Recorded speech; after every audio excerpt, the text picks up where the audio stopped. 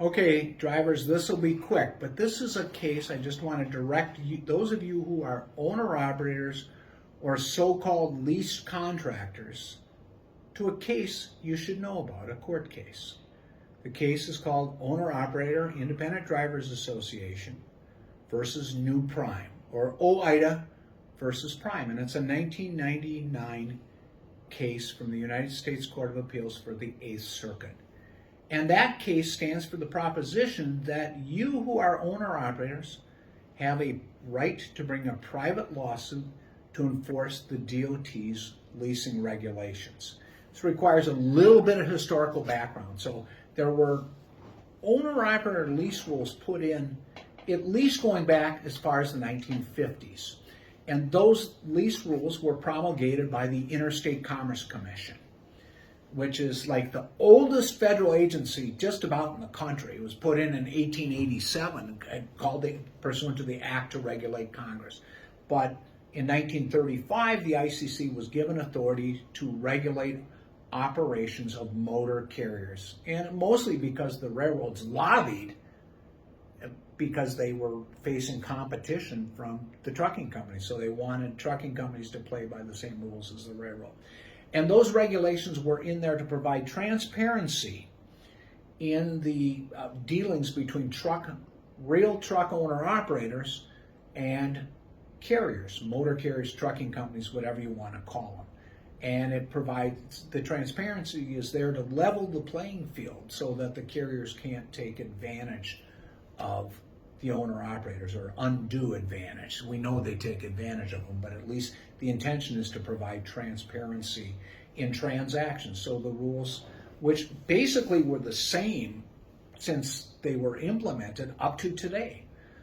Payment within 15 days of submission of trip paperwork, necessary to secure payment, escrow payment within 45 days, documentation to establish the validity of chargebacks, things of those nature were covered by the DOT's leasing rules, prior the Interstate Commerce Commission's leasing rules. So the ICC continued to have jurisdiction over owner-operator regulations lease regulations from 1935 until the 1960s, about 1966 or 67, when the Department of Transportation Act is passed, and even after that.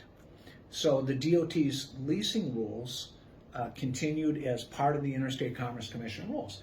Well, the ICC, through a series of deregulatory measures, ended up losing a lot of its jurisdiction. President Carter signed the Staggers Rail Act. President Carter signed the bill deregulating much of trucking on who could enter into the trucking industry, what was required to get what we called authority back then. It used to cost millions of dollars to get nationwide authority, and you did it piecemeal, and that essentially went out the door in 1980. You filled out a form and you got authority. Well, there was big lobbying in the mid-1990s to sunset the ICC.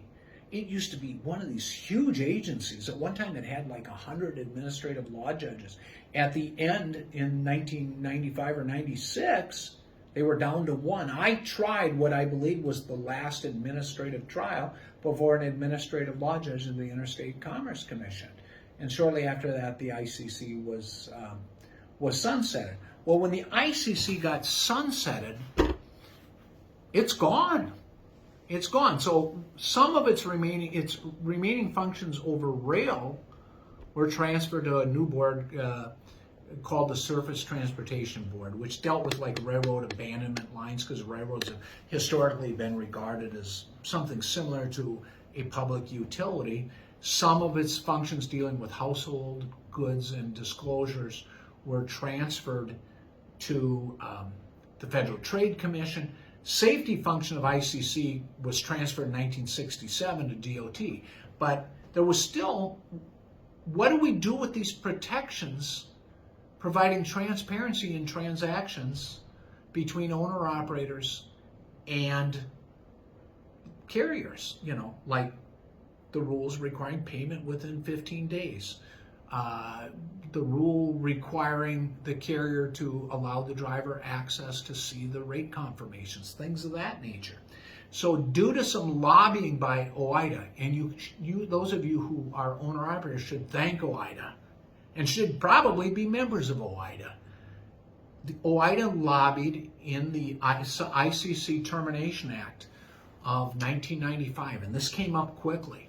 I mean, the rumblings to get rid of the ICC, the serious rumblings, ended up on the floor of Congress somewhere around December 5th of 1995, and President Clinton signed the bill sunsetting the ICC. The first president to abolish a federal agency was a Democrat, Bill Clinton, somewhere around December 28th of 1995, and the ICC was gone by about January 10th of 1996 in a matter of days.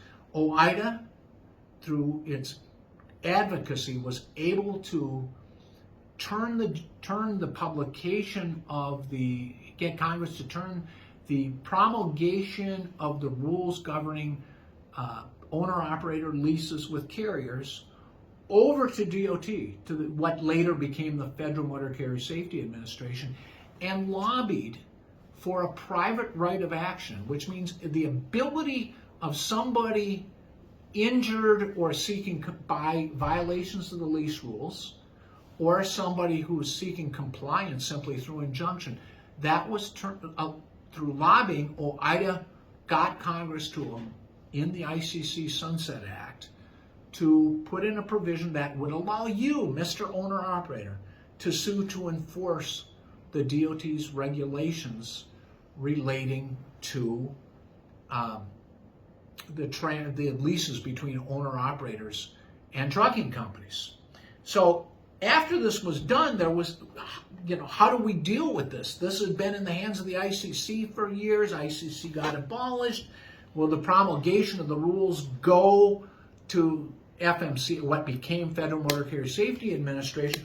And there were a series of court actions by OOIDA, because in some cases, the court said, well, this needs to be referred for interpretation to the FMCSA, or what became the FMCSA, the Office of Motor Carriers within DOT. And other courts were saying, well, you needed an enforcement action with FMCSA. The law was all over the map, even though through OOIDA's lobbying, the statute was pretty clear. It said that an individual injured or aggrieved by a violation of the rules promulgated by the ICC governing FMCSA, governing owner-operators leases, can bring a private right of action.